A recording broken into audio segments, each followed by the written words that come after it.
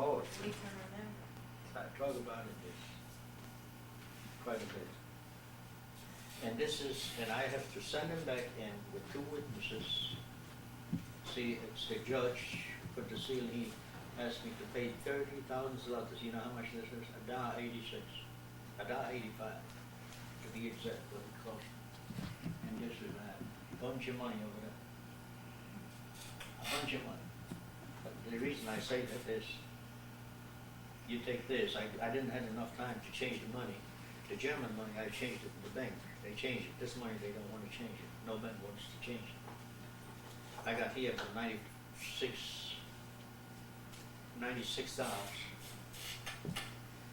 and 50 cents. Still, it's $1.5 million, $1.5 million, 600,000, 700,000, and 11,000.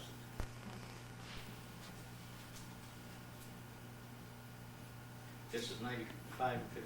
You know, I didn't have enough time to change it. I figured I'd come here to do this. I didn't want to change it in Germany. In Germany, they only want to pay me back half of what I paid for. I exchanged the German money over here in the United States.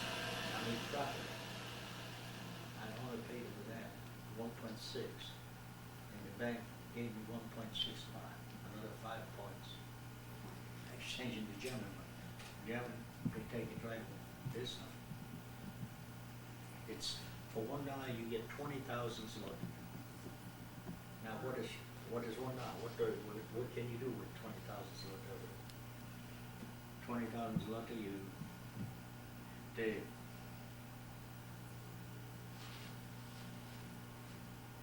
$100,000 zloty, that's $5. I stayed in a hotel like you stay here, like in the hotel you had to wear. A hotel like that, they change the linen every morning for me, everything else, for $5.50 a night in Poland. Now in Germany, if I would have to stay in a hotel, it's $150 minimum a day right now. So,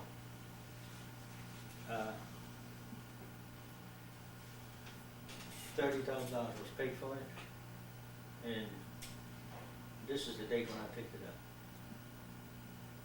And Jędrzejów is it. Now, where is Jędrzejów?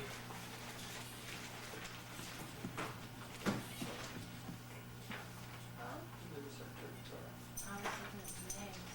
It's Polish. If you want, I have here, this is something very, very important to you. This is in English. These are your grandparents' names. Yes, yes, yes. So it's my great. So This is in English. that's who Curtis was named after, his Yeah. great-grandpa? And your grandmother's name was? No. What? You feel a bit solid. He is, That's Curtis, but what was your grandmother's name? Marian. Miriam? Here, let's see. No, with Maria Rivka. Maria Rivka. Miriam Rivka. Two names, and Schleimer Sal. He has my daddy's name and my grandfather's middle name. You feel with Sal.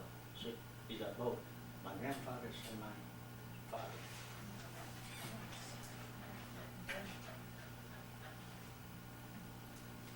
This is in English. Shows. Okay.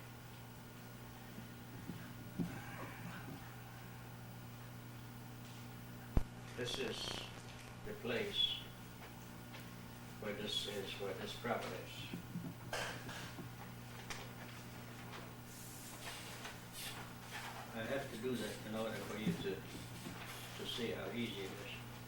Krakow. Oh, you come in, see this is Krakow. And this is Warsaw. You see Warsaw? Here is the capital city. You can take a flight now from Memphis for $558 round trip. Then you have to travel by train all the way in Krakow. That's the place to stay, not in Warsaw. Where's the other one? And this is out. It's a pretty, just, you don't want to drive over there in Poland. You take a sleeper, It's 400 mile, 400, Let's see. Cause I make so here, so. It's about 450 kilometers. It's about, divided by 1.6 is about 340 40 miles. in 4 or 5 hours, you're from this place to this. Now, Yenzeju is right there. I took a car from, with the interpreter, from Krakow to Yenzeju. Okay. Yenzeju, yes. That's where this is? That's where this property is. So how much property is it? Now, I got another film where I took in the surrounding area. This didn't come out pretty good, the reason. And here, was this from the museum in that city.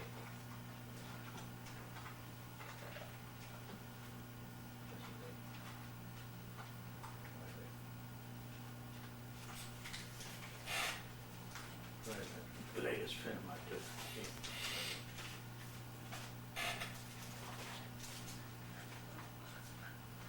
I messed around with it. Yeah.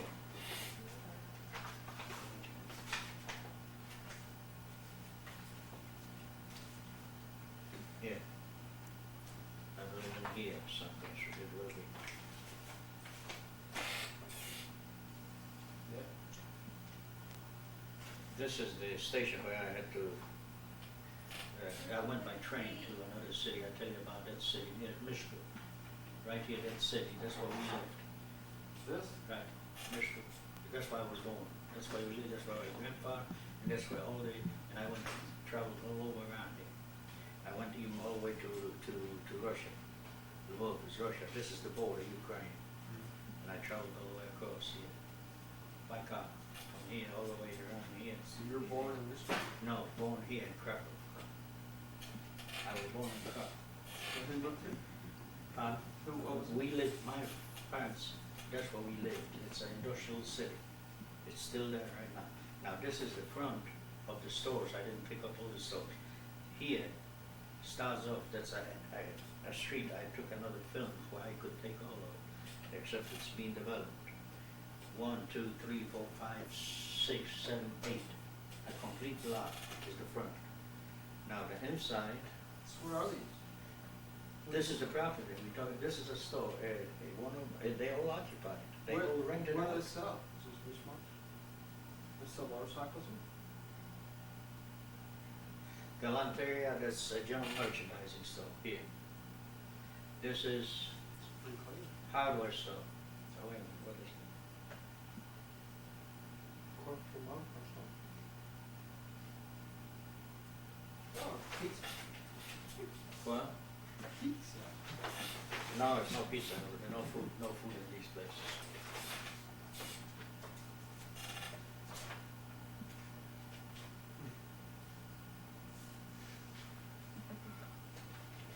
It's like they need a new roof. No, it's all right. It's just in the back where the apartments are. The film is being developed.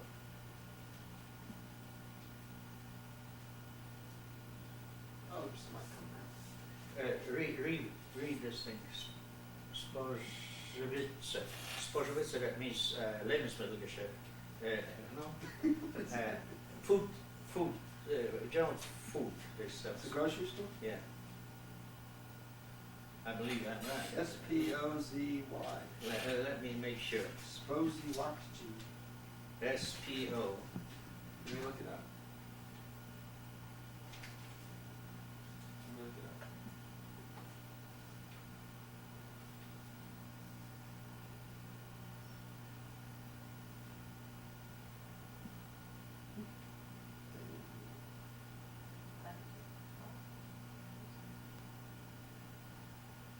Let me look it up. It's You don't not need in a there. P. Huh? S, S-P-O. it's not in there. in the dictionary. Is that like somebody's name? No. That's a grocery. Spożywcze, that means is no fruit, just, just food without fruit. They don't sell any fruit in the thing.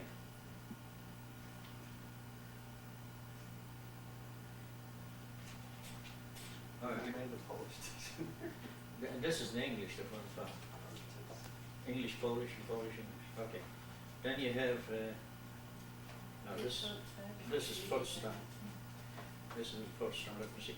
Now this is the ghetto, I'll tell you about this later when we get to this city where we live. That's the ghetto, where we live in the ghetto. I'll show you all about it. Don't talk about it right now. This is the hotel where I ate.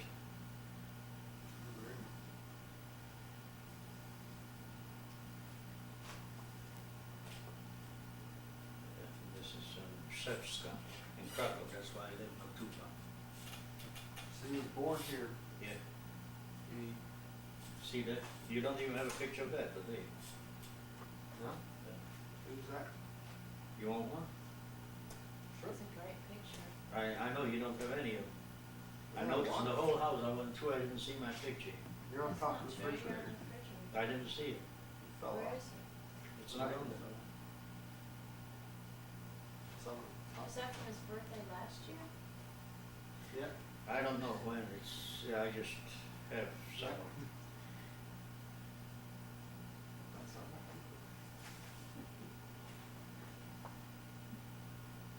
And this to this, don't touch it. This didn't come out. This is Berlin, a 1,000-year city, 1,000 year. This is in Poland, Krakow, where we're born next to far. Świętego Wawrzyńca. They're not too far, not far from that. This is Berlin. This is Poland. This you got?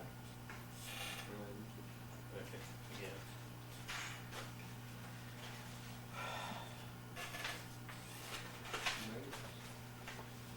I know, negative. I can order anything you want in the negative, that's what I have. Okay, let's see.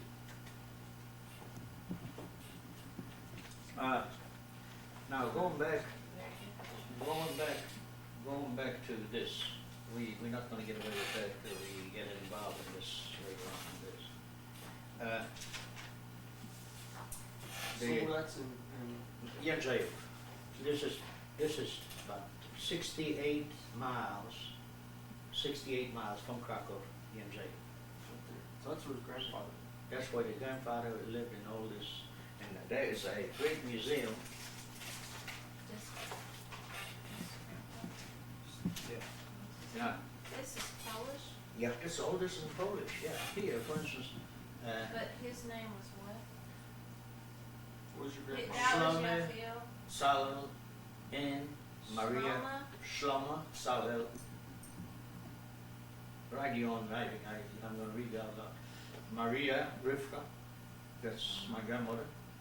Now this is from my mother's side, remember, not from my Okay, father's side. I need to know, wait, son.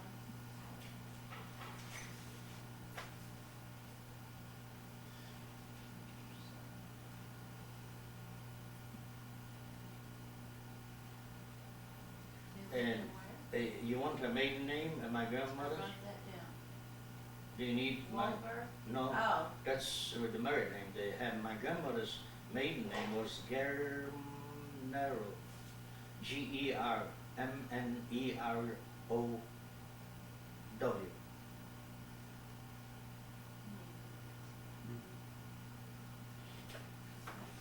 Przed kupnieniem przez urodzenie w Częstochowo pisma w działu swojej opowiedzianej instrukcji w Jędrzejowie, dawniej przy ulicy Klasztornej. This was the ulica Klasztorna during the communists, when the communists occupied Poland. See, Poland became free in 1981. Till then, we were under communists. They changed it to ulica Klasztorna. The reason there was a klasztor, you know what a klasztor is? Klasztor is where monks and nuns live, and it's a big, what do you call it? This is a klasztor, a big church. See, they live over there behind it, and that's why they named that thing after that. Now, in this same city, they have one of its kind in the world, this is Krakow, Berlin and Krakow, all mixed in here. This is the museum from the old clocks over there in this city, in there, okay. So mixed in. Okay, now, what else? And it's changed now to obecnie, it's, they changed it back to 11 listopada, number 6, that's the name. And the hypotheek's name, the hypotheek in this book, number 47, it's recorded in book 47 over.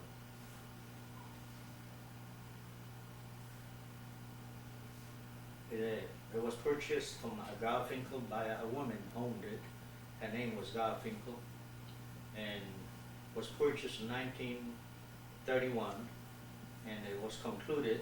The conclusion of the deal was in Lipiec, January. Wait a minute. Styczeń, luty, marzec, kwiecień, czerwiec, lipiec. This is the 8th month. This one, August. Lipca, in 1935, za representative 852 opisania nieruchomości on the line 852 and so on, placem sprzedawania rocznika, całe Marii Rivka, małżonce Wolbergicza, for 13,000 zlotych in those years. Roku in 8th of August, 1935, they made a mistake here. 1935 is supposed to be by type.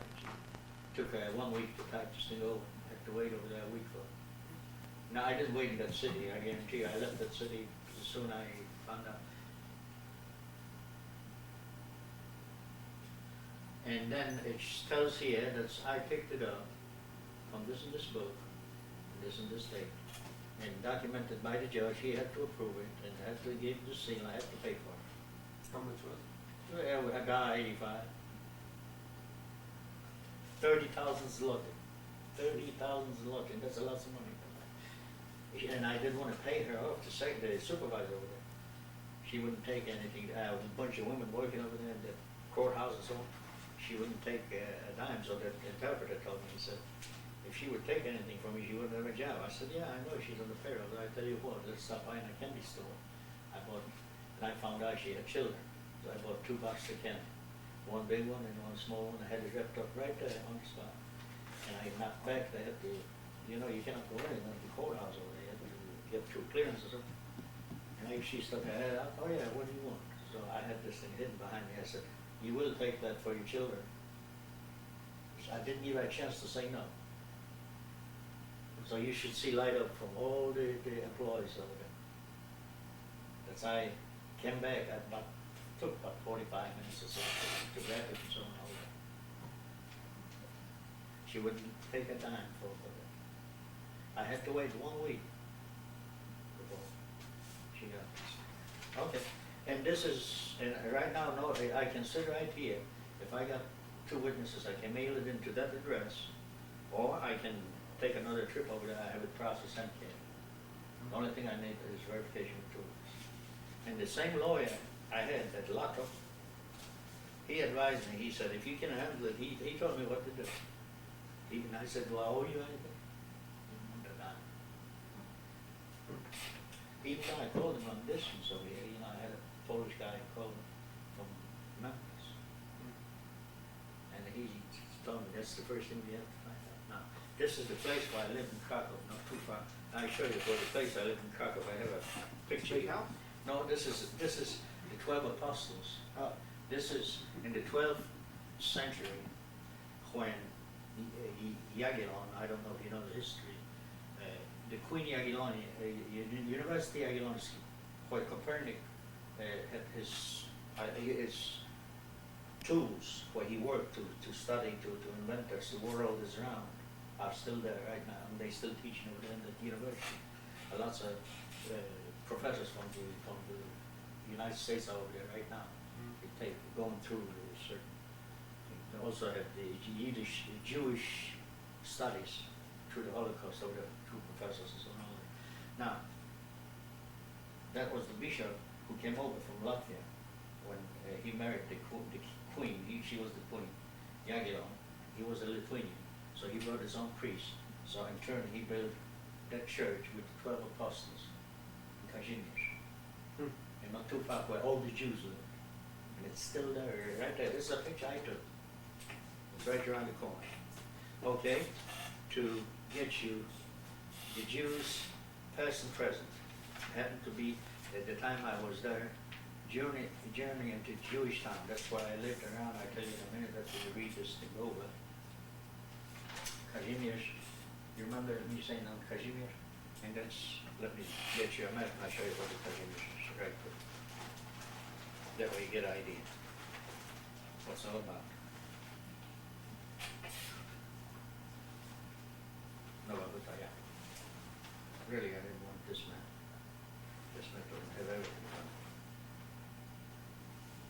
Yeah, it's got enough, just what a map is. It's more thorough.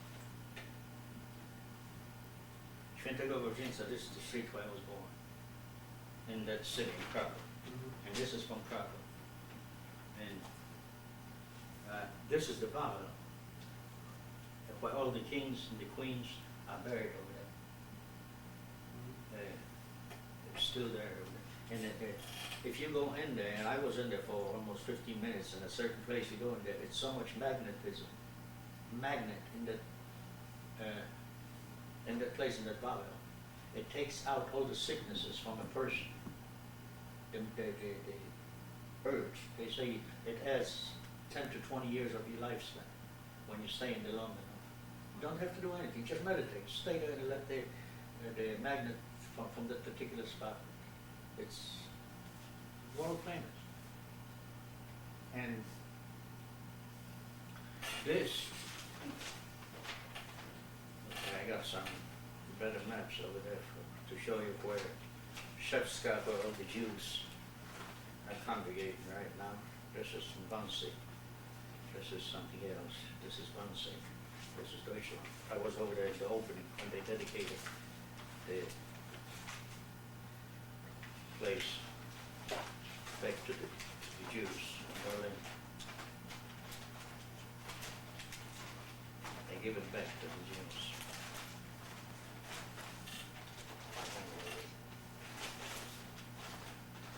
Wait, not yet. That's later.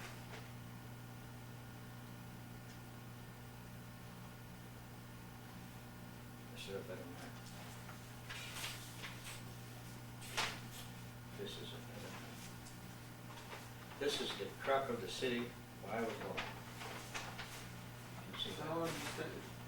I stayed there till the age of six or seven. And then we moved In my town. to Mishkov. Mishkova, is another place.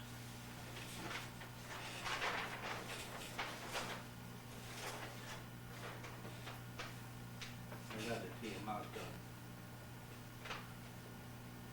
Josefa Dikla, that was the first mayor of the city. In the name of him, they made a street, and this is where all the Jews congregated.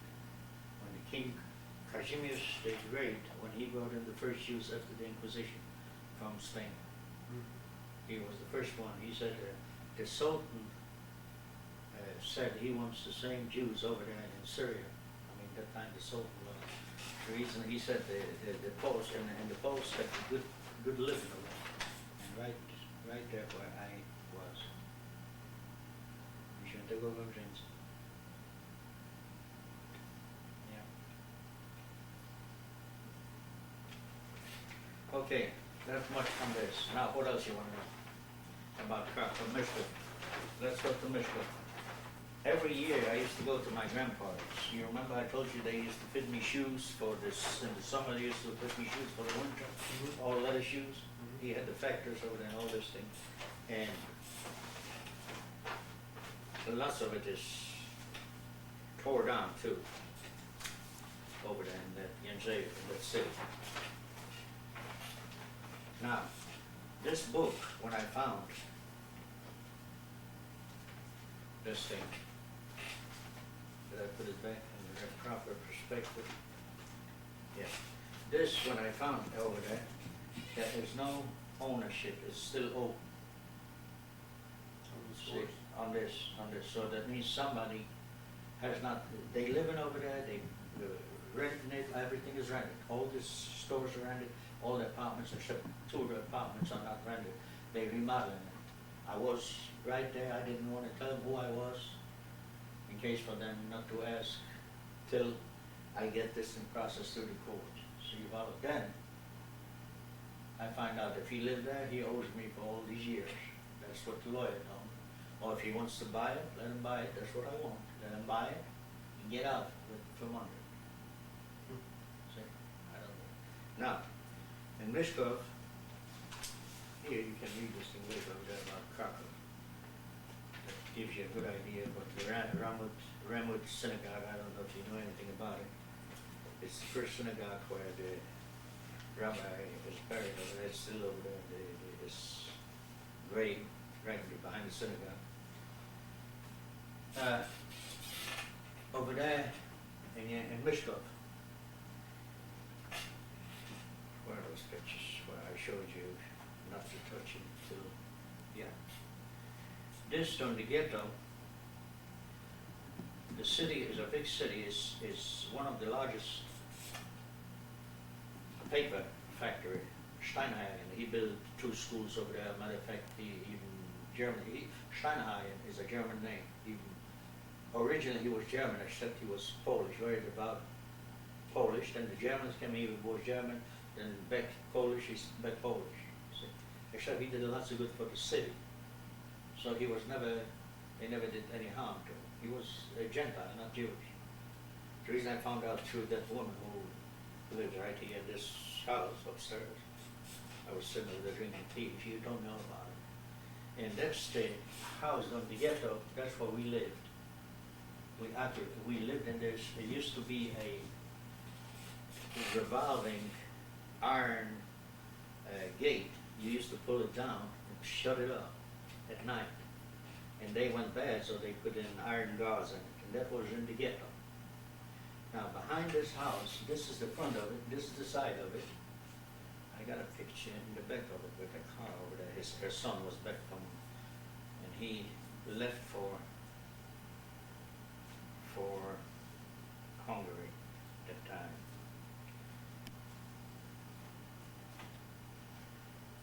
Yeah, that's the picture I took. That was her son's car. See, it's something like this. I didn't want to take this end over there. Here, under this roof, we used to have in the ghetto, where I used to keep, you remember I used to tell you I used to have a garden, I used to have a hen, and I used to save eggs for the farmer, and he used to roll in a whole bunch. She reminded me, the old woman reminded, we were sure was hungry that time, and you let us have all the potatoes. Oh, she remembered? Yeah, the neighbors came around, they they got me a son. They recognized me. So, all the women, lots of them died away already. Her mother, her father died, her mother-in-law, her father-in-law, from that woman. So, in there, and what I'm fixing to say is, in there, in this place, under the ground, in the place where I used to keep my hen and my rooster used to lay the eggs up there, and every night, every morning, used to go in to check if he's got eggs or something. We also used to keep some stuff in it, right against it, and it's still standing there, in the ground. Let's say it's about 2 feet deep, or a little bit more, maybe. Against the wall from another, going in another one. In the ground is a jar of that size, with all diamonds and all kind of stuff from the stone. Now, where David lived, that's in this city, Książwielki. I've been over there to that one too. See Książwielki?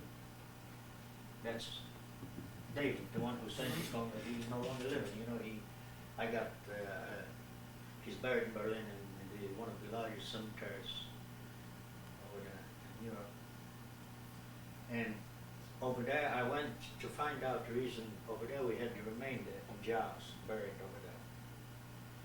And it isn't the last tree in that garden, and I couldn't find exact the building, right across from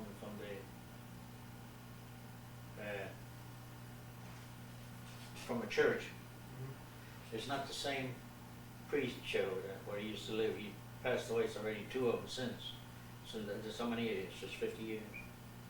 And I went around to a grocery over there. It's a grandson is operating the grocery store. I went around to a milkman over there. And I went also to the records. And over there, the Jews were kept in another city, in Miechov. So we went to Miechov here. See? Let's see Miechov. Here, Miechov. That's where the records were kept for this city, of all the Jews, to find a lead. So finally I got a book here in Polish, and I found close to it, just not the building yet. So they're supposed to do some research for me. This is in Polish. The man who published everything from every city, what is still left about the Jews in Polish. Thing about this, the cemetery is still there without maybe 4 graves on it. The synagogue is completely torn down in that city.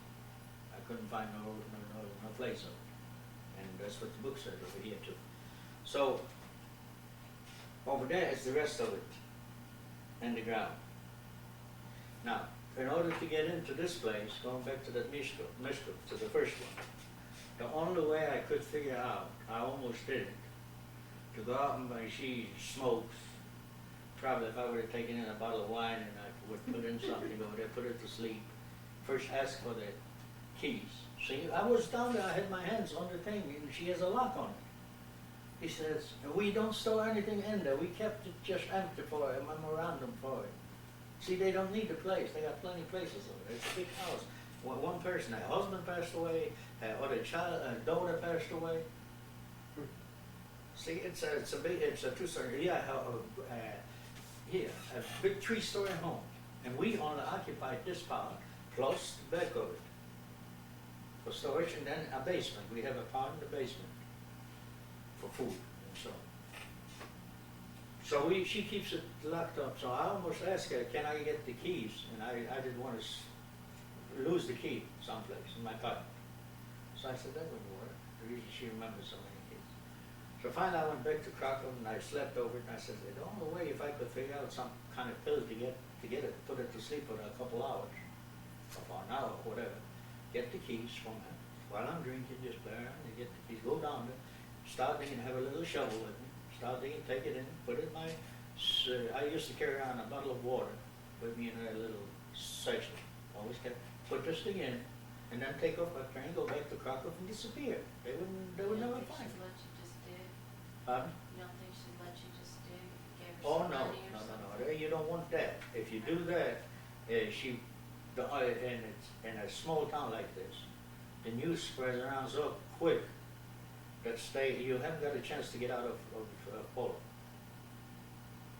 See, you have on the Germany right here on this side, see right there, Germany, and you travel by train overnight. You stop in Frankfurt on the Oder right there, you stop, and they search you right there, and they would know already that So what you how got. would you get out with all that stuff? With all that stuff, the American passport, they asked me, for instance, last time too, the same way. I had the passport. So I showed him, he woke me up, I was asleep in my sleeper in the train. I didn't even open up the door out. He knocked on the door, I had it locked in the whole way. The reason I was told not to fall asleep, I might lose the shoes or something. It wasn't dangerous, it was safe. So, he woke me up and he said, passport. So I gave him the passport and he said, I want to see your face. I said, okay. So I took my iPad over. So he asked me, how much money you have on you? I didn't answer. In English he asked me, $200? I didn't say yes, I didn't say no. The reason I knew I had more. If he wants to search, so I pulled out that chain, what I usually keep the money on, that little clip. Yeah. You want to count it? And I had over there maybe $100 over on the clip alone or more. No. Okay. Fine. But on the way back, they already know who to search and who not to search.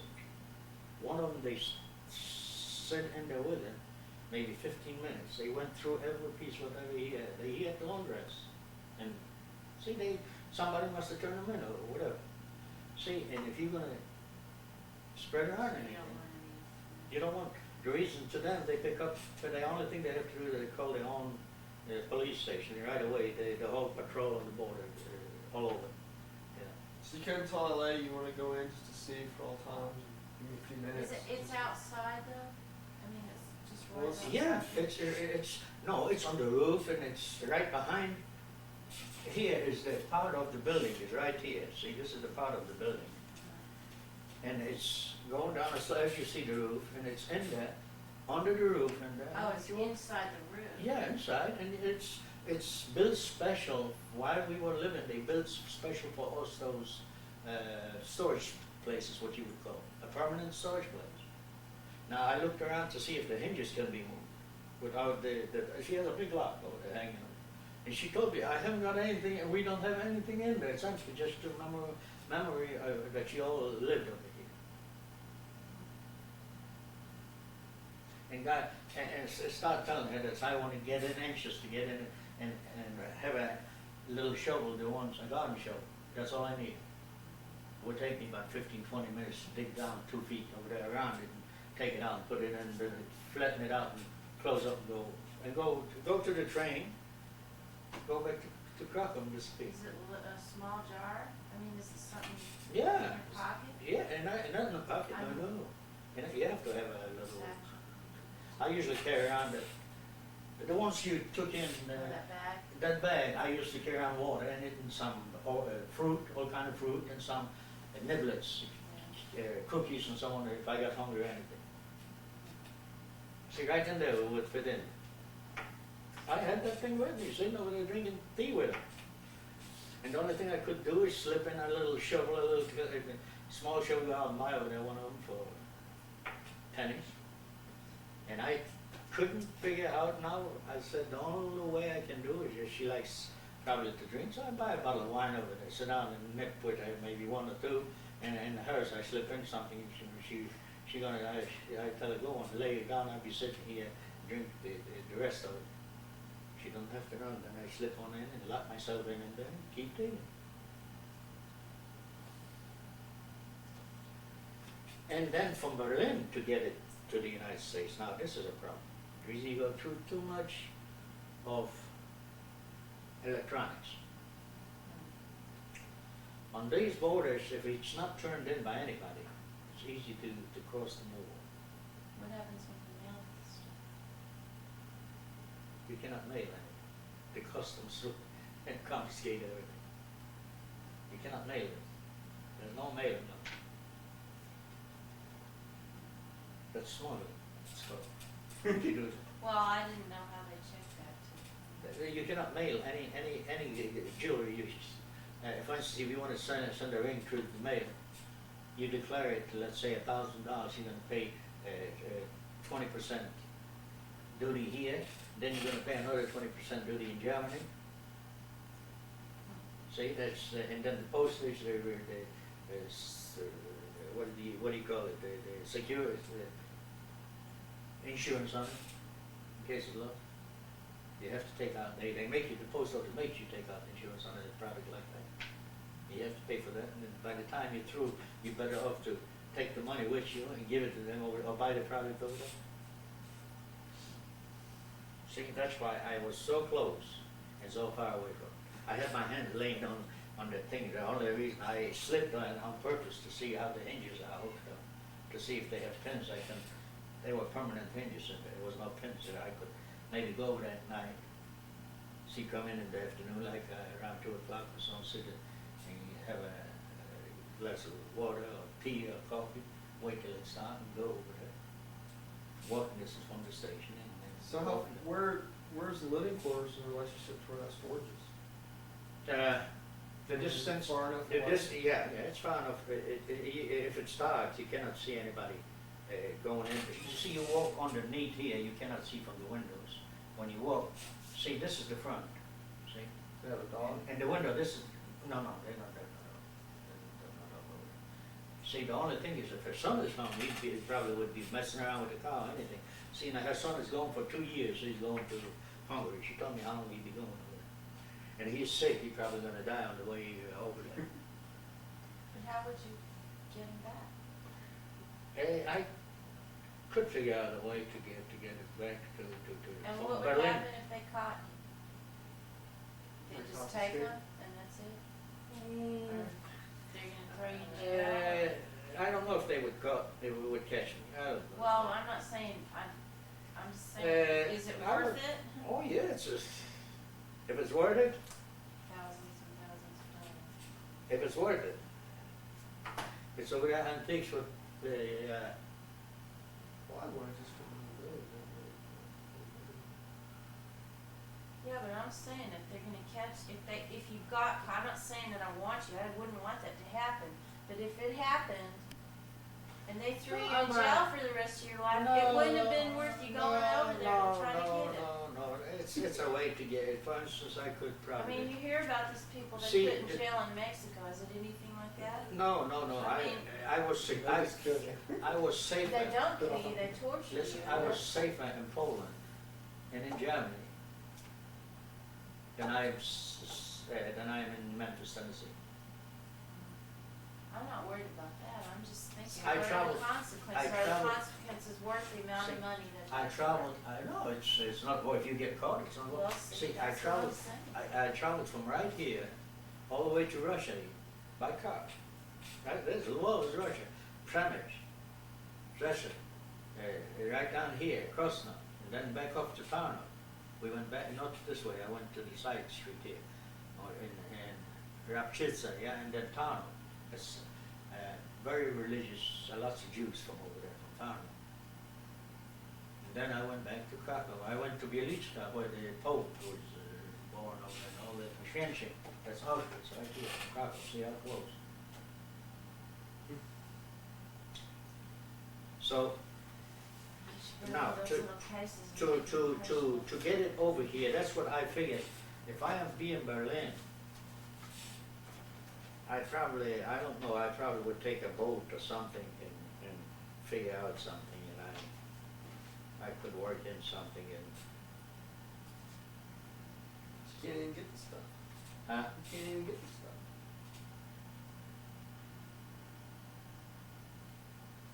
The only way I can get it is like I had figured out, and laying it for evenings and just thinking, what in the world can I come up with? Now, you cannot even your friend, I have that friend here, I show you his picture over here someplace, my interpreter with his Volvo car, he drove me around all over, cost me $25 a day, that's all I paid. And bought him food, when I ate, he ate, when I was hungry, he was hungry. In other words, I made sure, and that was the cheapest way, reason to rent the cars over there, about $60, $80 a day. And with his car, and he paid for the years and all that thing, and he translated everything for me, any place we went, and he was my interpreter too. How'd you find it? A friend over there, I looked up in the hotel over there, I told that guy over there, I am from over here, born, so he said, I got here somebody I want you to, this is Auschwitz. Let me show you this, I believe he is around here someplace, this bunch. From Lifestyle. Yeah, this is the Carmelite nuns, now listen to this is the home where they manufacture cyanide. This is right outside the wall, and that's the factory, and that's the camp. And here the nuns, the Carmelite nuns. Nuns did that? No, the Carmelite nuns, after the war, they made a convent out of it, and that Oh, built. after. So the Jews from all over the world got involved. He says, we cannot allow this thing to have a convent. This is part of the museum. So they, for the Jews from America, from all over the world, they got to get in. They went to the Pope. The Pope finally persuaded the cardinal from Poland, and they built them a new convent about 5 miles away for them to move down and give this thing back so they can continue the things what did happen during the war. See, this is part of the history. 6 nuns already moved out. 3 don't want to move, even though the Pope, the cardinals, and the parish all that. And that new building, it cost $2.5 million to build them a new one. And the Jews paid for it. And they figured one of them was 91 years old, one of them was 85 and so on. And maybe by now they already moved. 3 out of 9 nuns. 6 of them moved, and 3 of them doing one. That's history.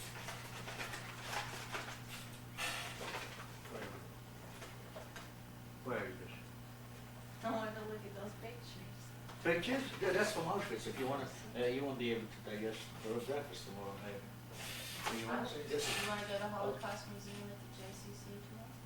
They have a Holocaust museum It's a here? very nice museum, it's hard to go in the first time, Curtis won't go in. I go through. The first time I went, I had to leave, I couldn't go in. I go through to any of them. I So didn't is that go the one you're in? Auschwitz, yeah, that's the one I was in. Do you wanna go with me when I take her to school? Is it open? I'd probably be on my way someplace. Maybe I go. I know that. That's cupcake with roll paint job.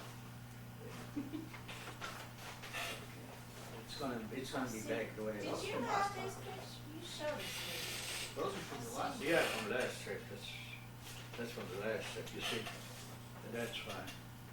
I got here some others from, where is it?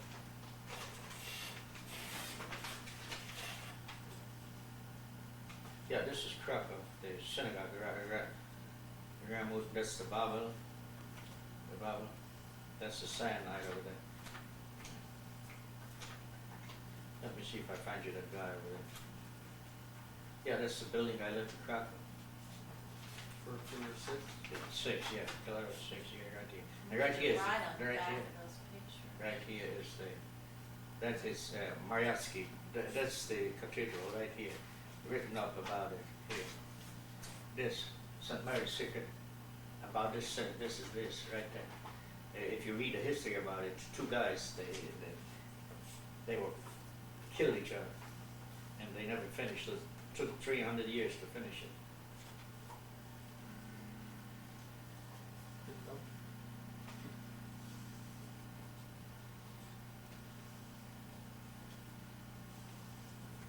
Where is he? I don't know where I put it. I have him here somewhere. I got his name. I called him up soon I came into Krakow. I woke him up 5:30 in the morning. I woke him up. He said, "What are you doing here?" I said, "I'm right here at the station. You want to come by? I don't know where I'm going to stay yet." So he said, "Well, I'll wait till they open up and then call me where you're going to stay." So I waited. I called him back, and he came by with the car, and we took off.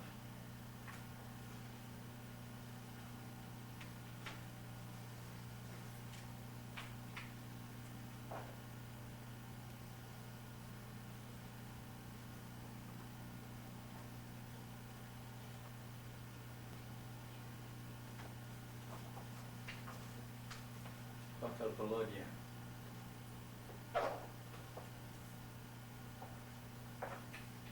You know that That's guy? the picture I got on the picture. Do you know that guy? I didn't know you had it. I didn't see it. I didn't see it. I looked on me. I knew you had it someplace. I don't know where it was.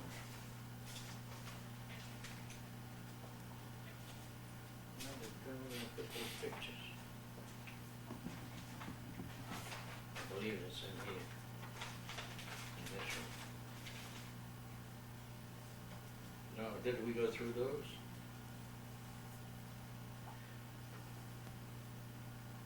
This is the Ramud Synagogue. That was cafe. That's where he's a professor at the.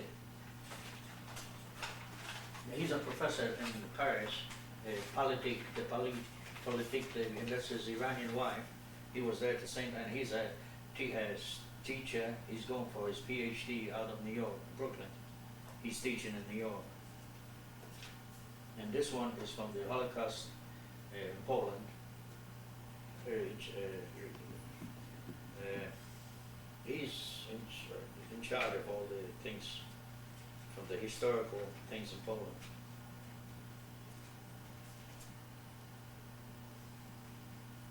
I'm trying to show you that guy, what he drove me around in Poland. Where did I put it? Is it something? I know he's in here. Do you remember that? Yeah. I didn't have to turn my cross. We saw that quick. I won Where is it? at home. I got it at home. I won a color TV, the remote control Not the one TV. that doesn't work. Yeah, the one that don't work now.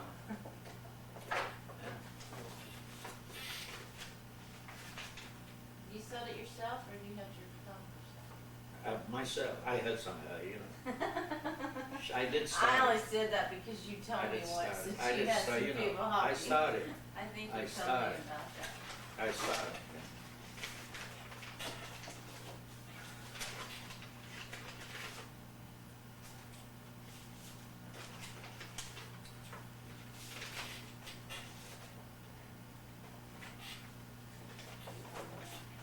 What? Very hot. It is? It is the heater. How come it's so hot? Here he is. Oh, yeah. David, Arthur, no, a Jewish name he's got, Davidovich, Arthur Davidovich. Not Davidovich, the Arthur Davidson, Arthur Davidson, that's his name. And he's got a Volvo, drives me around when I get there. And that's the guy who is on the desk in the hotel. He got it for me. So I said, take a picture before we take off. He was all thrilled at that time. So, you didn't.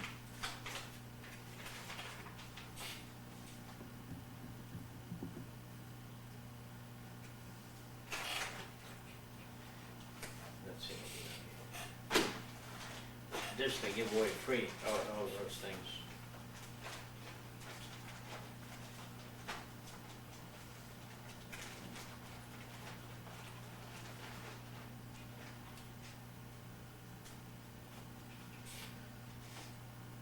Here, that's what the guy I showed you. Read this.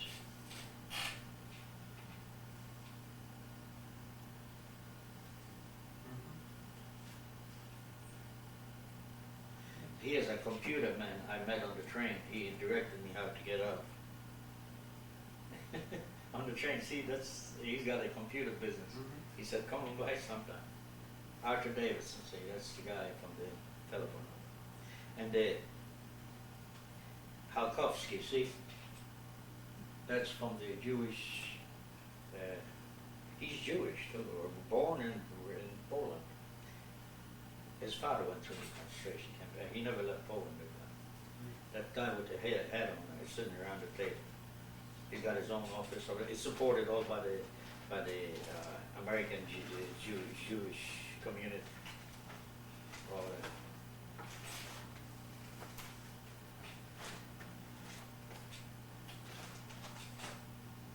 Now, this is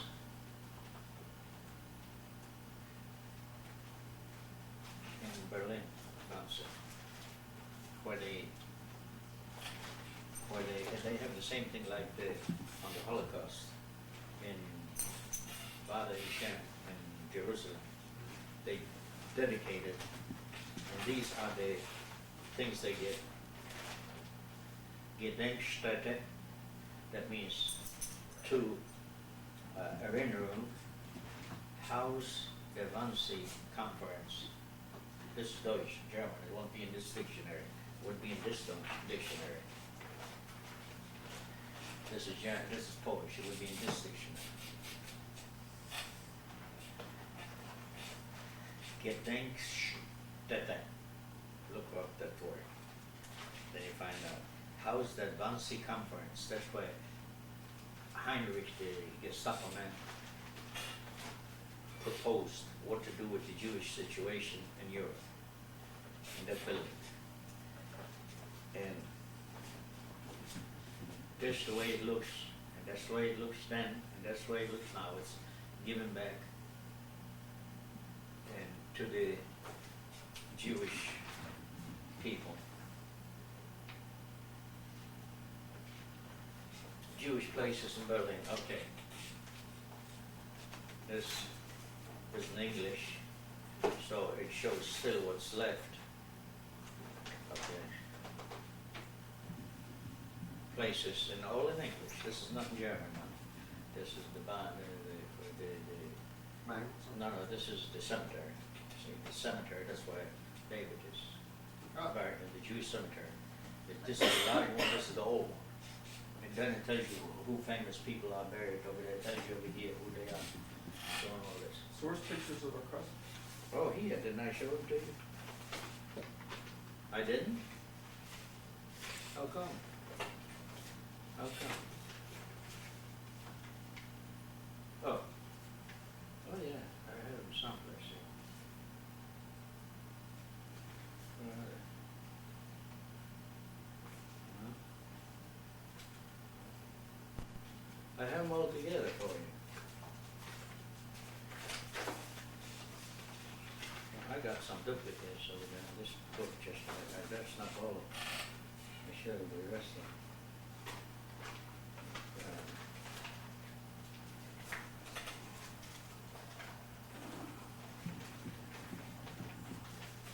Oh, is it half?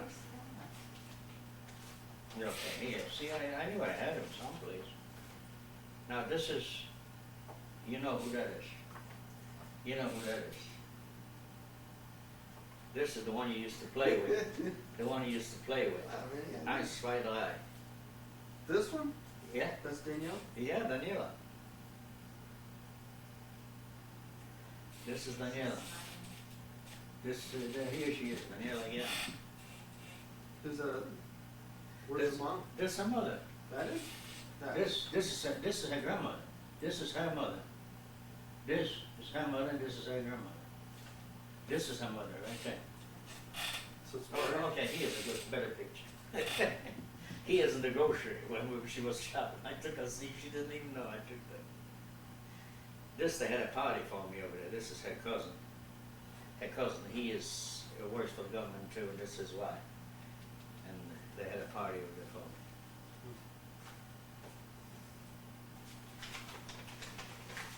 Let's see.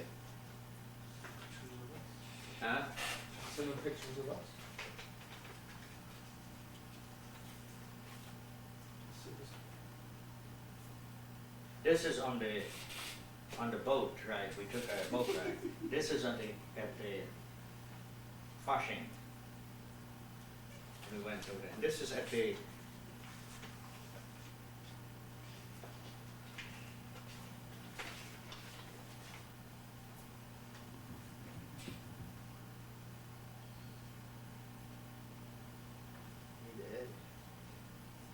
huh?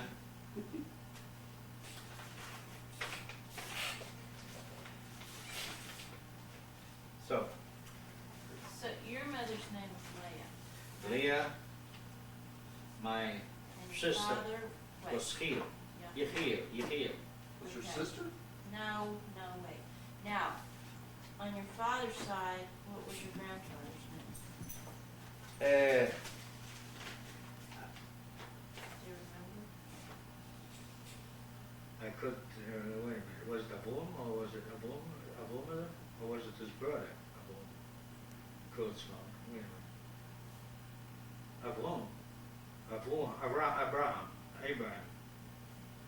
Abraham from my father's side. Now, my And your grandmother? grandmother's was Miriam. Both of your grandmothers were married? Yeah.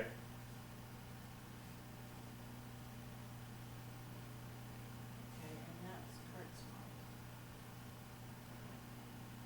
mom. Fidel Brownell was my, and the Hebrew name was my sister's. Who is it? Felicia Felicia is the name, and then Felicia, Fido, Yeah, I Fido forget. Brandon. B. Brandon.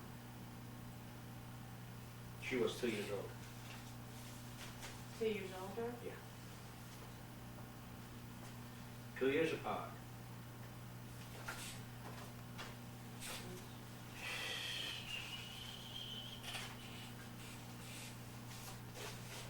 And you didn't have a brother? No, just say 2 children. 2 children, 2 of us. This is in English.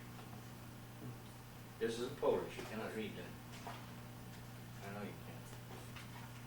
Some of it is in English, some of it is in Polish. This is German. Yeah, this is in German and Polish, yes. It's given out over there at the building, right at the building. You cannot get in, you have to ring a bell, they let you in through the gate. It's all secured.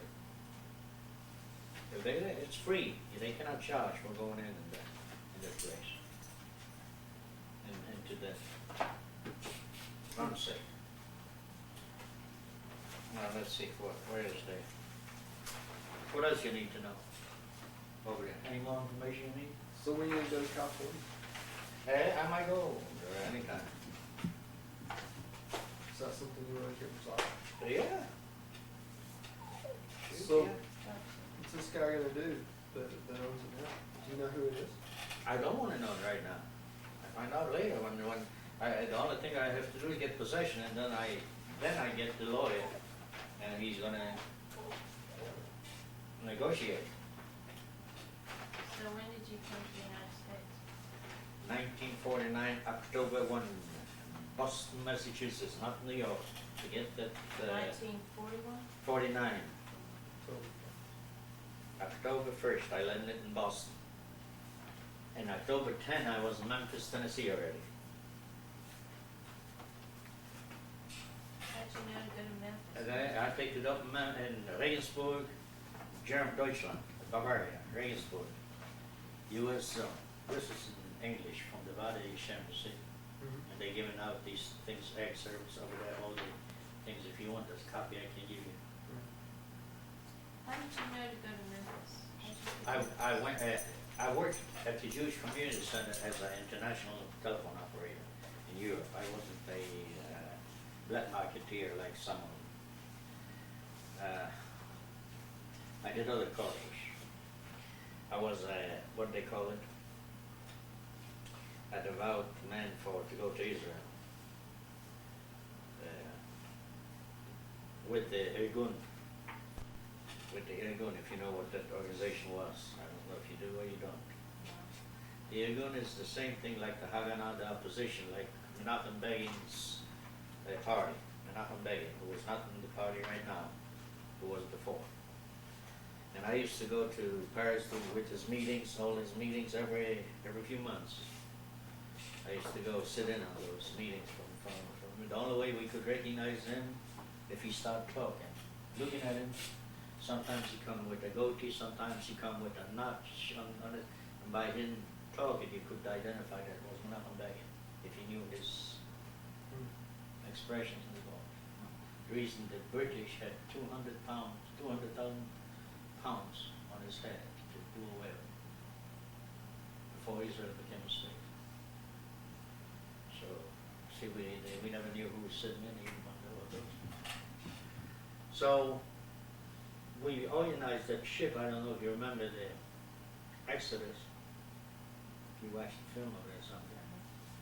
We organized that ship through the Haganah, through the Irgun, from all the places in Europe. Got to get all weapons, all trained dogs, trained personnel and so on, all that. And I went as far as to Marseille with the train. And my mission was still to work in Germany. And then 3 months later, after that ship went down there, one of my buddies got sick who was associated, and I went to Paris. After the meeting over there, they said if anybody's got any business, I stood up and I said, I need some help for a certain, I mentioned the name, so. And they turned me down. what help did I need? In order for him to be admitted to a German hospital, I had to pay off some of the nuns over there, which they would admit him under a different name. Not as a Jew, not as, to get him out from the sickness. And they turned me down for that. They said I should solicit money from the place I am. When I heard that, I made a promise on the way back on the train. I had enough time to think. My aim will not be to go to Israel. Any part of the world except Israel. I said, in case something would happen to me, if somebody asks for help from me, and they're going to turn it down, where am I going to wind up? Now, I didn't help the guy. He survived. He went to Argentina after that. After he recovered from the house, he had to have an operation. Recovered and went to Argentina. So, I worked still at the international operator in the Jewish community. Some of them had to be working for escapees from Russia at the time. We had a lot of Russians. They claimed they were Jews, and they were spies. Through Berlin, they used to come into the western part of Germany. We caught some of them. That was my function. It was next office. Another office was shelter and clothing. That was my shelter and clothing to see that it was proper clothing and so on. So that was my job, and plus the telephone operator. Then walking down the street one afternoon, one friend of mine comes around. He said, "Oh, Leo, I'm going. Guess what? I'm going to Brazil." Well, another guy comes around. "I'm going to Canada." Another guy, "I'm going to Detroit." So there's three of them from different parts of the world. And I lived together with another friend, with two other friends and so on. And one of them already had an affidavit to go to.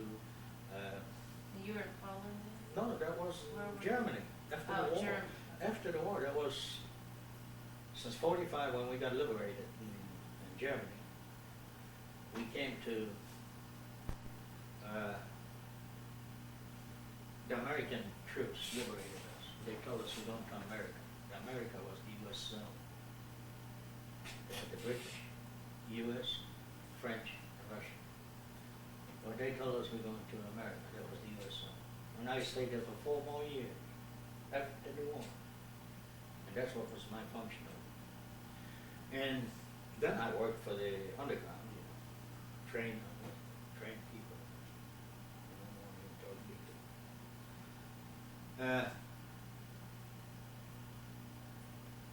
Then after they kept on telling me they leaving, all of them leaving town and so on. So I said, what am I going to do here in Germany by myself? Our friends are going, well, what do I need to be there? So I go down to the first thing to the American section over there. They had a sub-embassy set up. He said, "You have anything going to America?" I came out. Just straight. "Oh yeah, I got something to Memphis." I said, "What?" Memphis. I said, "New York, Los Angeles, Miami. We heard of that.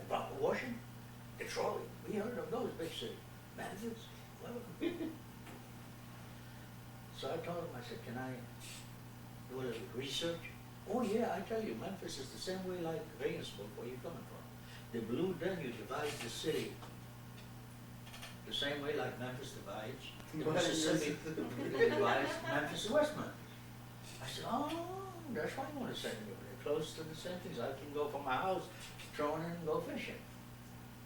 Just made a joke. I said, I go to read up something about it, find out something, and then I let you know. Okay? "Oh, you have 2 weeks." I go to the library, I find a book, read up about Memphis, the cleanest city in town, 5 consecutive years, the cleanest city in the nation. About the blacks over there, they had 28% blacks at the time. They live in Beale Street in Hanenda, from Front Street and Beale Street and 4th Street and so on, all that. And they gave all the kind of businesses, the pawn shops and all that.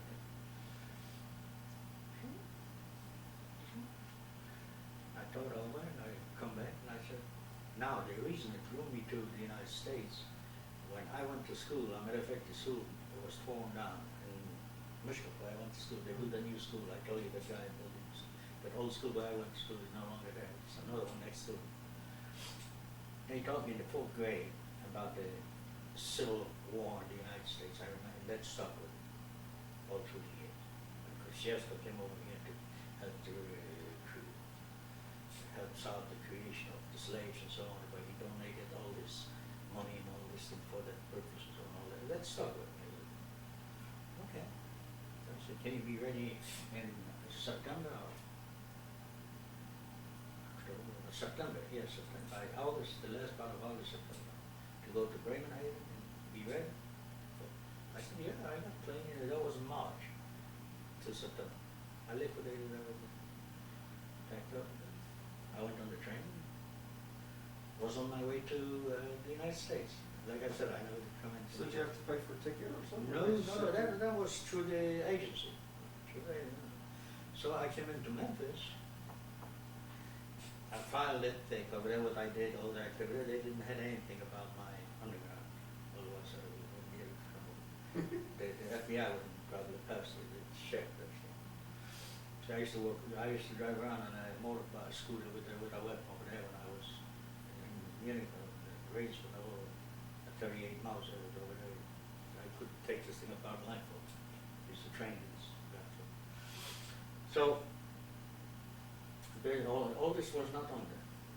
So the Jewish service over there, where I was interviewed for a job, what can you do? I said, I can do most anything.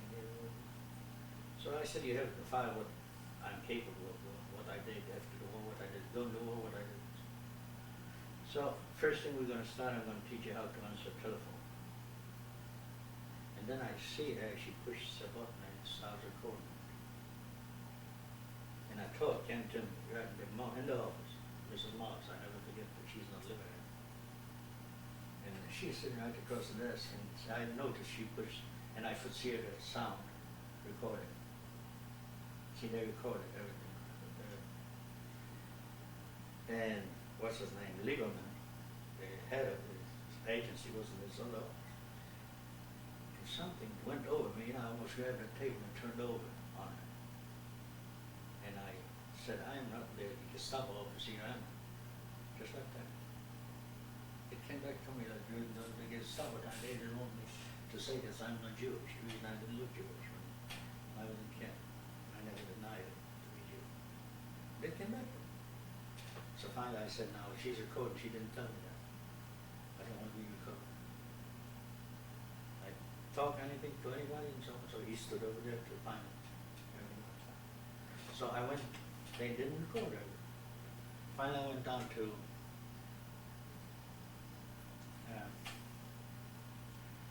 they had already room and board arranged for me with the American family, the Thompsons. You know, Stuart and Wayne. yeah, the whole, generally, mother, arranged over there. And I worked in a department store for black and white stores, in the warehouse first, and then I went in retail. And then the Army came around to send me an invitation to see I wasn't 26 and a half years old yet. If I would have been 26 and a half, I'd like another 8 months. I would never have to service in the United States.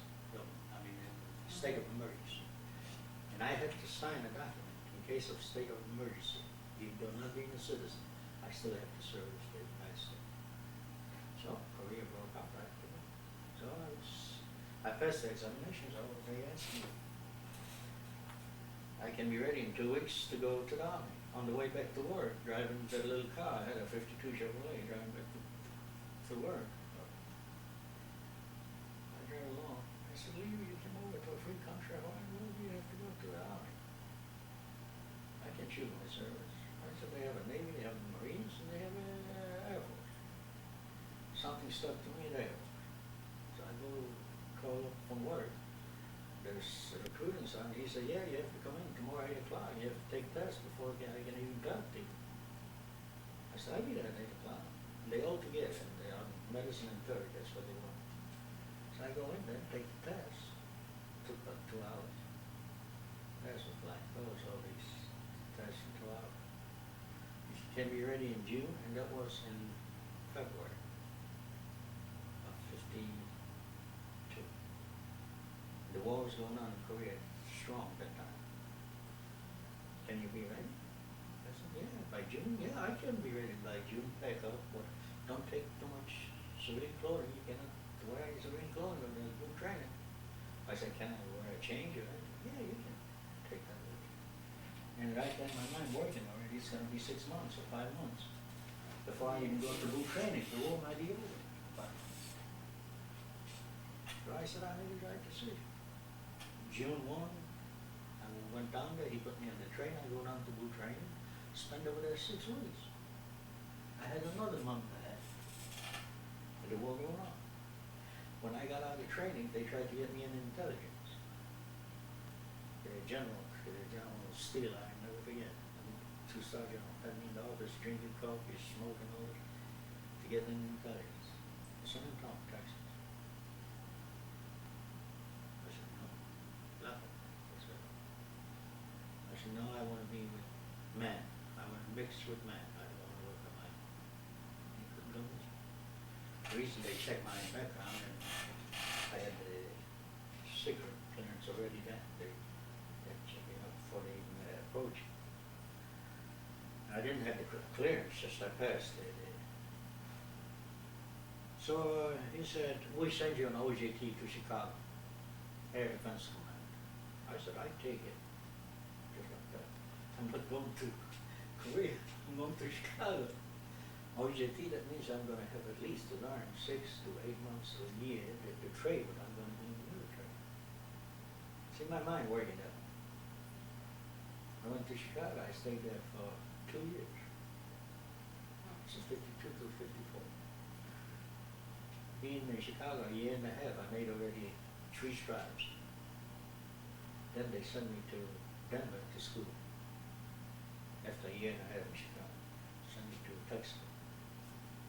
I went to tech school and they, at Lowry, before the 6th, after 4.5 months, I had a month and a half in Cheyenne, Wyoming, conclusion of the course. They tried to keep me within Cheyenne, Wyoming as instructor.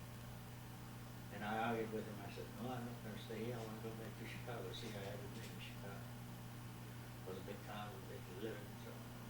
Right where the O'Hare field is right now, that used to be the base, Bible Station. Close to it. And soon I come into Chicago. A week later, I received a set of orders to go to Korea. Then I pulled my hair almost out. I said, why the heck didn't I accept the job as an instructor? I would have been over there all through my service for 4 years. I would never leave the United States. I said, heck, forget it. I'm going to work another angle. I go back to the first sergeant, to the commander, and I said, I'm not leaving. I'm not going to Korea, I'm not going to war. So the commander, major, sits back there in the office, the first sergeant department. He heard me say that. He said, get him now, and he get the sergeant and get the office. I gave my eyeballs, and I told him that too. I'm not leaving, no more. I'm not going. Didn't you take an oath in boot training that you will obey? You took an oath, didn't you? I said, yes, sir, Bob. He said, there's no Bob, you took an oath. I said, yeah, there is a Bob. I'm not a citizen of the United States. His mouth popped open. He said, just a minute. Picture. I was the legal officer. He said, I got here a man who refuses to go to, just like that, refuses to go to Korea. He's got a set of orders. He's not a citizen. He said, no more time. He'd be a citizen before he leaves.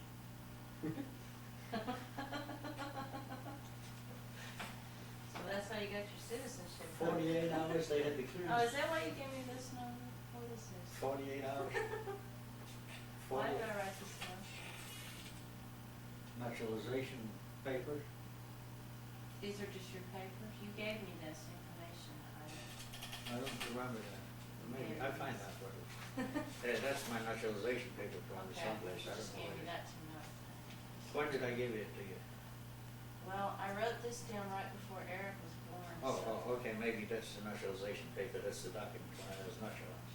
So, it's 48 hours, I had the clearance, and then I had to have 2 witnesses.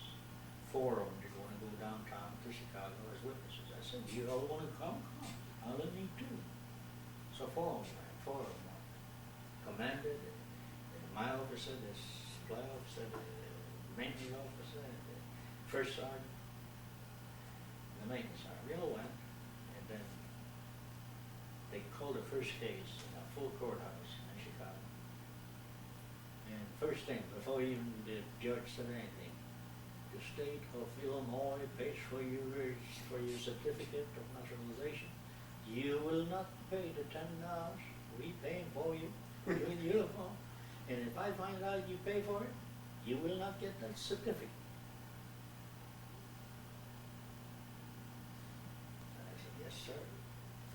Raise your right hand. I got sworn in. And they all 4 of them behind me too. We walked down in all uniforms. And then I go out, and she said, I already got the word not to take any money from him, otherwise I lose my job. I was told that. I said, fine, I don't want you to lose my job, give me a certificate. She gave me the certificate, and that's when I changed my name from Singer. And I took 45 days leave. That's another 45 days. May to report in May to Oakland. Tourist Air Force Base, Oakland, California, outside San Francisco. So how in the world to get out? They paid me 5 miles, to get out there. So how to get out there? So I read the paper, I see I had over there, they paying for people to drive out cars to California. I call up the Cadillac dealer, he says, yeah, I got a new Cadillac, you want to drive out there? We'll pay you for it to drive out. I said, yeah, I have to be there May the 6th or May the 5th, whatever, in California. I said, I tell you what, it's another 2 weeks from May, you can come by now and pick up the car. Get used to it. So I drove a car for 3 weeks, and 2 weeks, and then another week.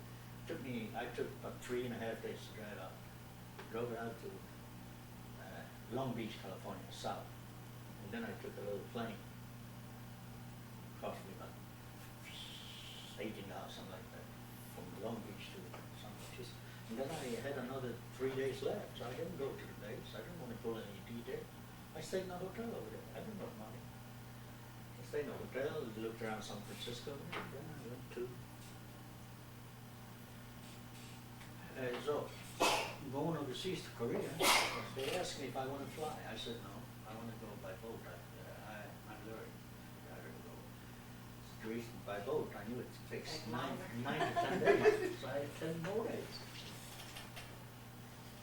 When I get off the boat over there in Yokohama, the base commander from Tachikawa processed 1,300 men. Out of the 1,300 men, they called one name. Yours. I got scared. So I give him a highball. I said, Doc, sir, my orders. He said, go over there to that side. He's sitting over there. I grabbed the bags and went over there. So that sergeant said, you don't know who that is? He said, that's your base commander. I said, what do you mean base commander? I'm going to Korea. Here's not when he pulled you out, go nowhere. You're going to stay right here. He already knew something. I didn't.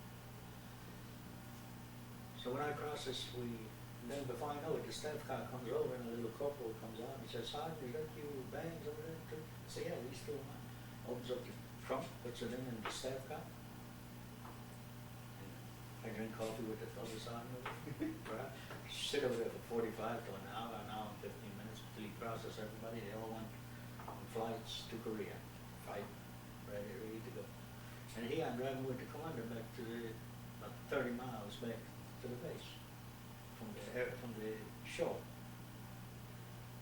I come in over there, he turns me over to a commander. And the commander said, yeah, let's go in your section where you assigned to. I said, what do you mean, sir?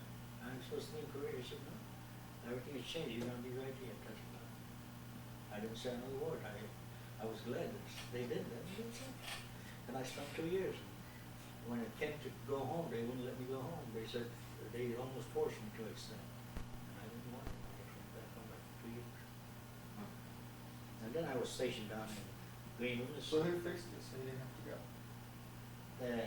Who fixed it by me going to tech school. They needed, I didn't tell you the details on that section. They were about 5 of them locked up over there. They still serving in Leavenworth right now, those guys. They threw away the book. They were stealing and selling it to the communist China. Platinum tips, plugs, by the thousands. So they built in a double wall on a ton and a half. They went down to the warehouses first. They filled up the bottom and the top. They unloaded. The bottom was full. They drove off the base and sold it to the Chinese. They caught. They were letting them do it for almost 6 to 8 months till they caught every one of them. They threw away the book. When I was going into the section, they didn't have even books to all this stuff. No. I set up the whole section. And by me being in tech school, they had all on record. They needed somebody for that support. I had to do it. When I was going out for instance, I only worked 5 days a week. Really 5 days. I could take 4 days of it. Wherever I went in Japan, I had to leave a number where I could be reached. In other words, I had to. I went to various places. So the same thing in Greenville. When I was assigned to Greenville, they assigned me every equipment that was moved on the ground. I was responsible. The tower, the landing tower, everything. Tons of that.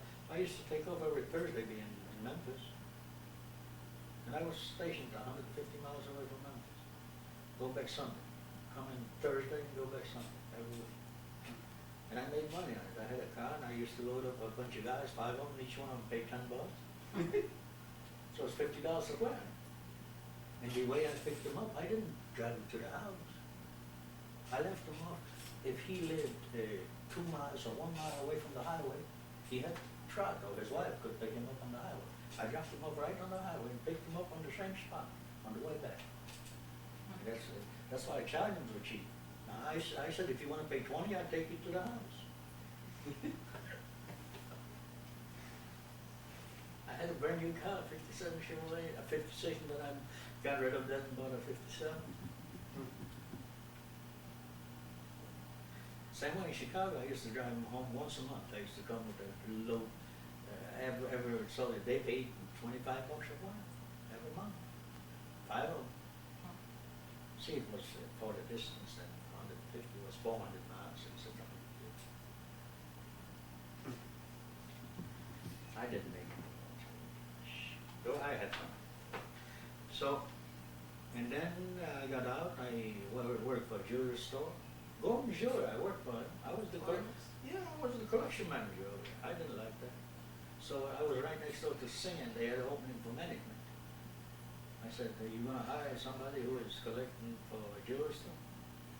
Took him 10 days for them to let me know if they're going to put me in the payroll. And then they said it's going to take maybe a year and a half before you be manager. Do you know how long it took him to make me manager? 3.5 months. They gave me a store. And I was, you remember when you dumped some oil on a rug and on a vacuum cleaner where my sales lady got after you? Do you remember that? You were 4 years old. In Poplar Plaza. Poplar Plaza, understood. He was little and he stepped over and I had a can of oil and he dumped it over and she had to clean it. And she got mad at him. And she told him, "Now, you see what you made me do? You see what I have to do? I have to take all that oil and a vacuum cleaner this way." And I left by accident a can over there. It's my fault. I mean, even the can unplugged. That was it. So I made some money when I invested. I begged the company to open up a store over there in that shopping center. That was the first shopping center in Memphis. And I begged them in New York, open up that store and give me that store and you're going to see what's going to happen. As long as I was there, I was the best store out of 80 stores. Most money I made over there. The reason they paid me a good percentage. They paid me for my car using 3% on the dollar sales, plus 17% on the net circuit, on the net profit. 20% I was getting from the net profit. If I made a $1.20 on that, now I want my pie. And in those years of 64, 63, 65, it was tough out here in this United States. You think right now it's unemployment, you don't know what money is higher. They had price freeze in those days, ceilings, you know, they had to put up a price freeze. It was tough in those years. I was doing all right. And then I got in with the other two stores, and I always had two stores. Always had two different, so I was getting cuts from both of them. And I never transferred one employee to another store on one. If I was short in that store, I would work with 2 employees, and over here I had 6. I never pulled one employee to go to this store or vice versa. Never. I worked shorthand till I hired something. This is also in English. All these places I've been to, whatever you see in here,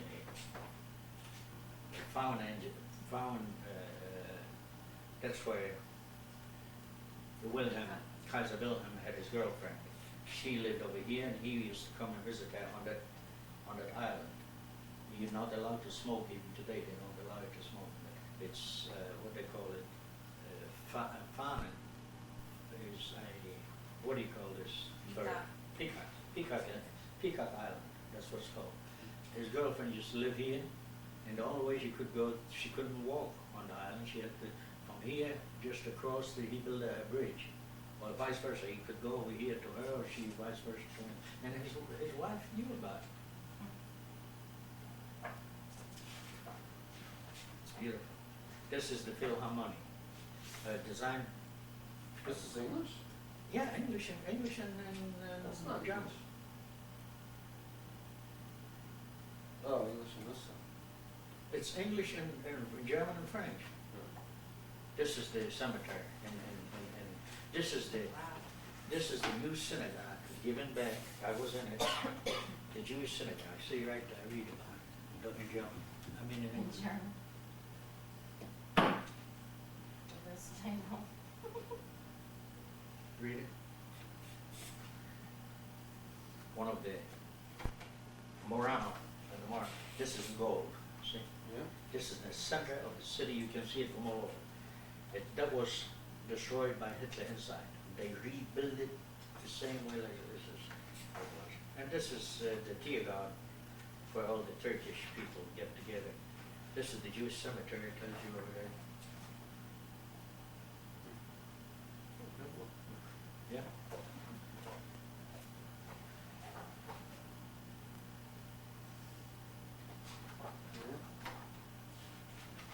Altus Berlin.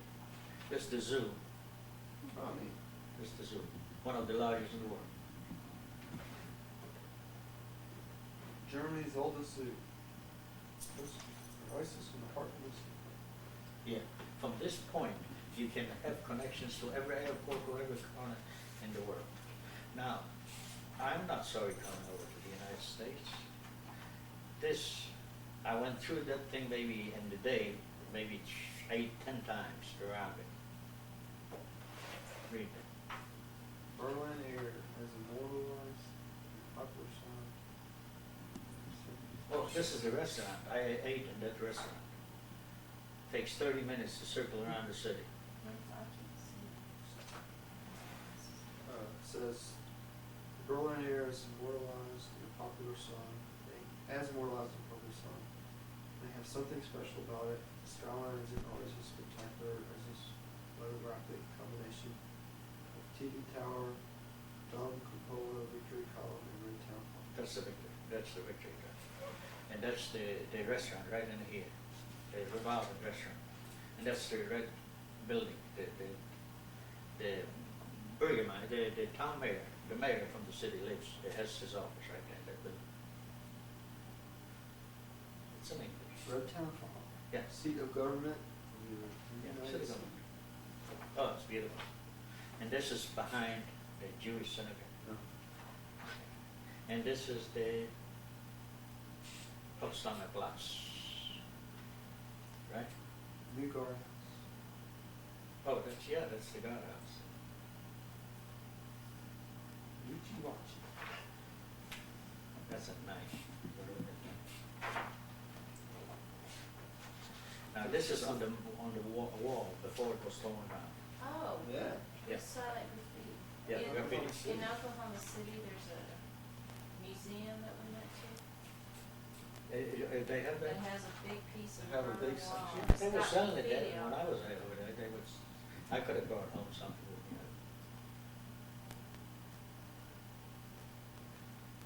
Napoleon, the one time, took this thing over there, Brand they new returned it, Brigade. the one brigade, yeah. That's where they checked where Charlie was.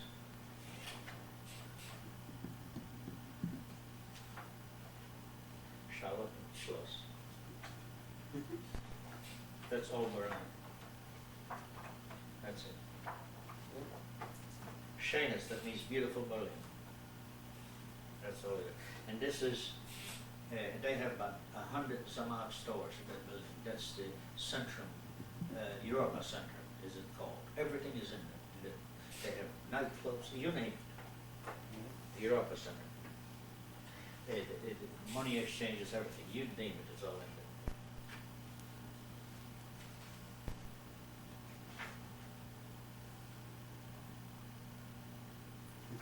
So, you found out everything, huh? What else you want to know? What else you like to know? This is the museum you go through. Oh, it's in German, you won't know. This is where you start off in this building where the Boston Gate. yeah, where they made the agreement what to do with the Jewish race, right there. That building was the decision made.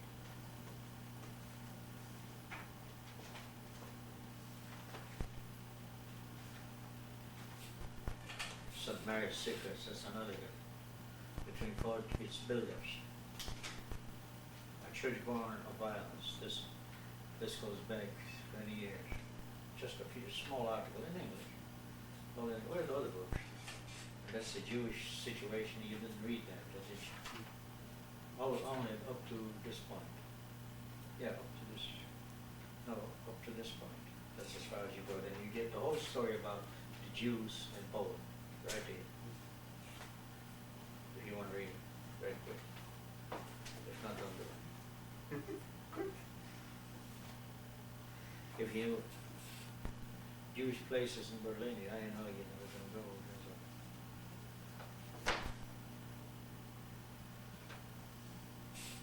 Do you know what city you family is from? Do you know what city you Yeah, family? it's from Pinchot. Pinchot? Okay, let me give you something about Pinchot. I tell you from the verbatim. Pinchot. It's in there on the map, and Polish map is in there. Pinchot.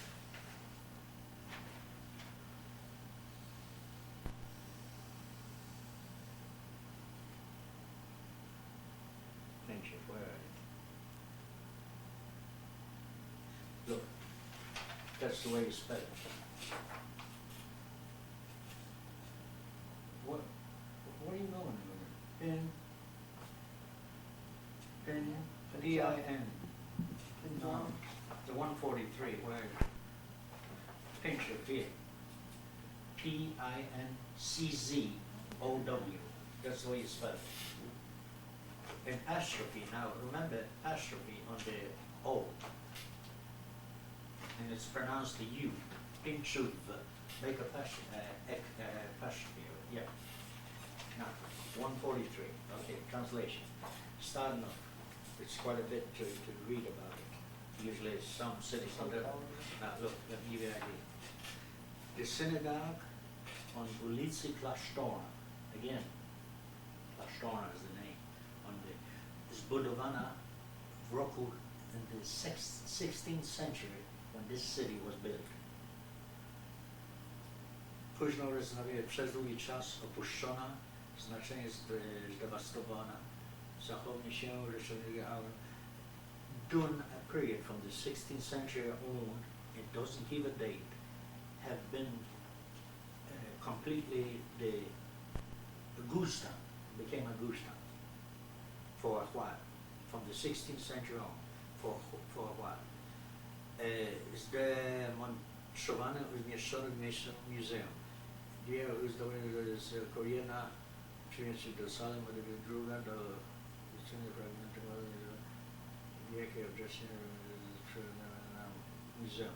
Now, right now, the synagogue is a museum. They did restore that building as a museum over there in that city. Cmentarz, cemetery on Sławska, ulica Sławska. Listen, That was right. I know that. on the cemetery, it is on ulicy Sławska, S-L apostrophe A-B-S-K-A. That's the name of the city, of the street where the cemetery is. Założny, in the 16th century was opened up that cemetery also. Całkowicie zdewastowany, completely demolished.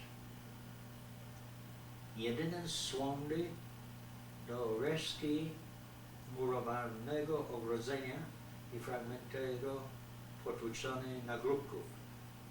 A few of the graves have been identified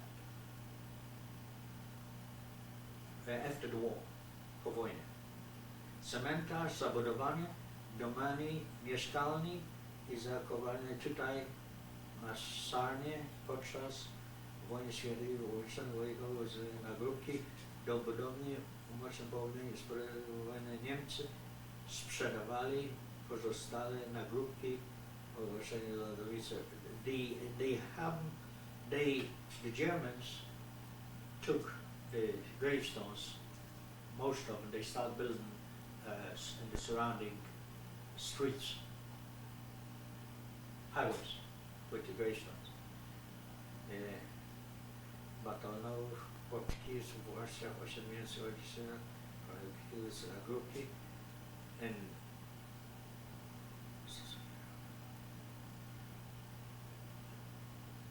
now, that was that cemetery.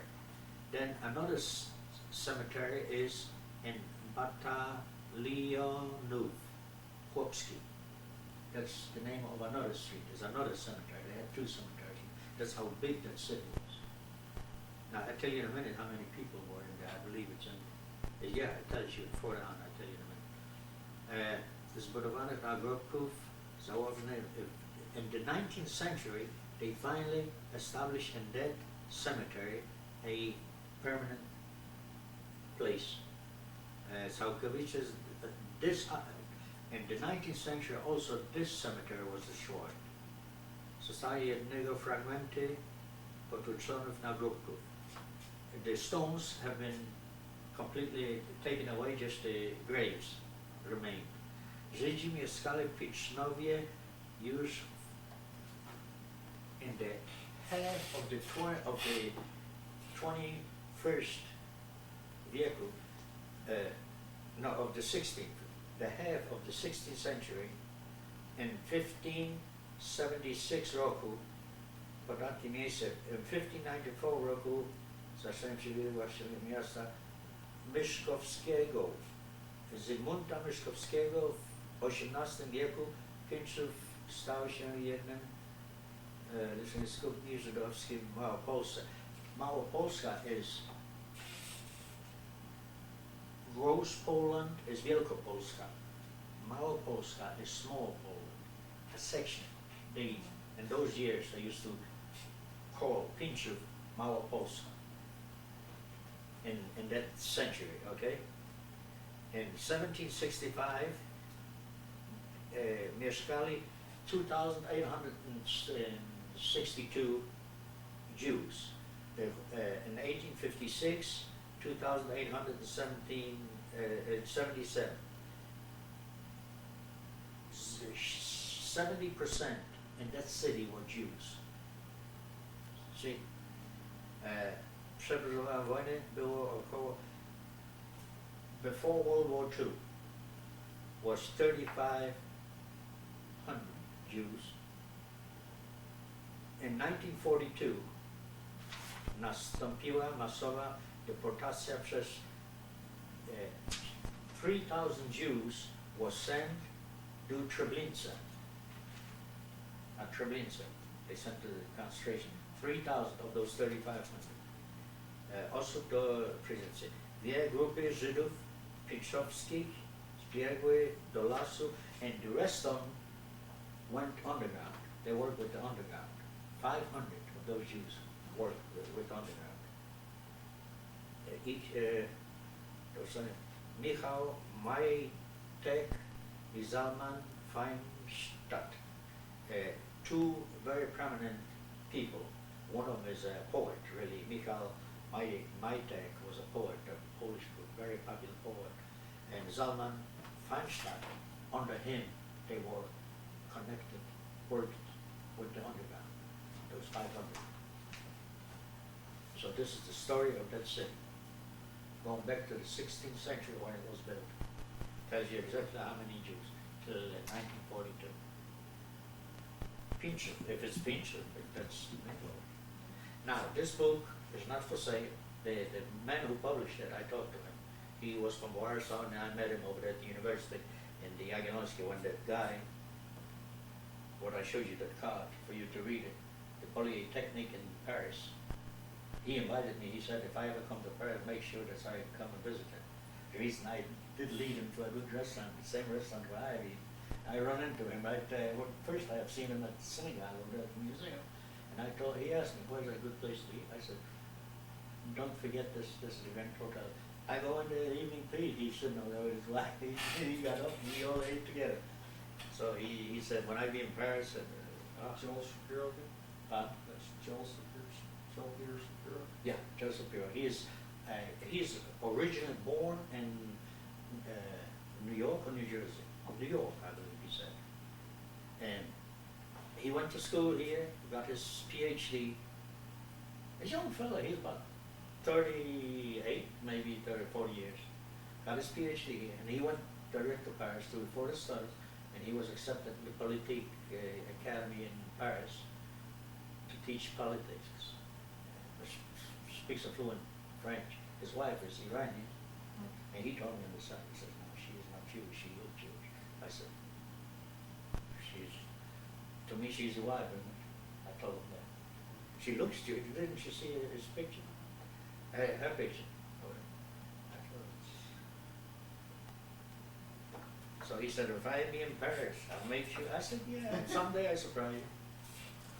He said, you look me up right there, and then you're going to get flush treatment. You never know. So, you never know who you run into. And that's why I said you're not scared of them in Poland, but you run into people from all over the world. Particularly, I didn't want to go back to Auschwitz this time. I didn't go to Auschwitz just one time. I did last time. That's enough. I didn't want to go back. I didn't even go back to the place where I lived. The building is still there. I didn't go into it. I told the driver, I said, when we go through the gate, don't turn right. The third building, when we get there. He understood. He said, you don't want me to. When we drove in, he said, you don't want me to turn. I said, you rubbing it in or what? See, I said, you keep driving. He said, I didn't.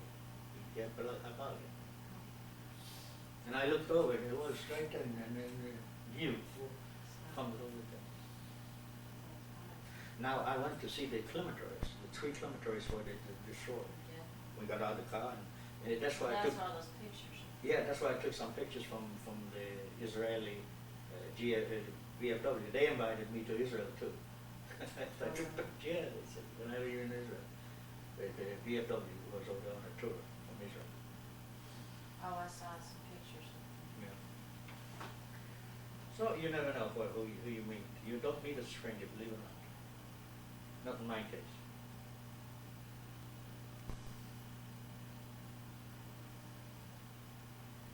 The only thing it's what's getting here in this United States, I don't want to talk about it, but the health department who do you think is going to be the next governor here in the state of Texas? Governor? Yeah. Is it going to be again Ann Richards? I doubt it. Okay. Is it going to be George Bush's Jr.? Doubt that. I doubt that too. It's gonna be somebody else besides George Bush Jr.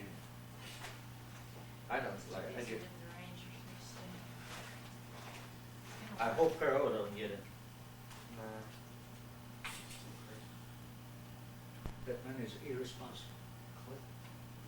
Clinton is not gonna be, see, the people didn't wanna listen. The people didn't, see, she is running the show, that's what, she didn't even have a medical doctor on her staff to put together all the health department. That's what hurt. What in the world are you trying to work against your own people?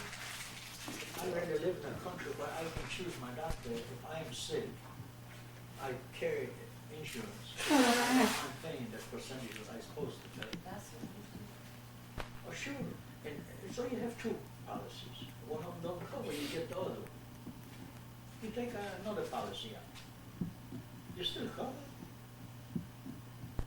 Instead, If we have another baby, I either have to change my doctor or we're gonna pay for the teeth. I think max amount of pocket is $2,000. what do you mean, are you gonna have to change the doctor, or you? Because my doctor's not on Curtis's insurance. Yeah, max is out, but that's still, it's Yeah. $2,000 All or right. what, Can't- nothing? Can't you take a rider? That's not working.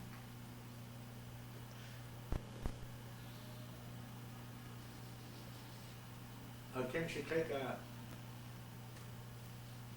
there is something, somebody can write under, Well, I can change doctors, but I've been going to this doctor for like 9 years.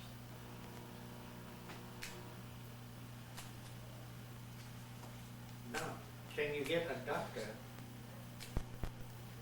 where somebody knows him? Well, Jerry and Judy Eves came from Dallas to watch Those the balloons. spectacle of a lifetime. More than 600 balloons, all inflating, all rising to the sky at once. Here in Dallas? I think that was New Mexico. That was-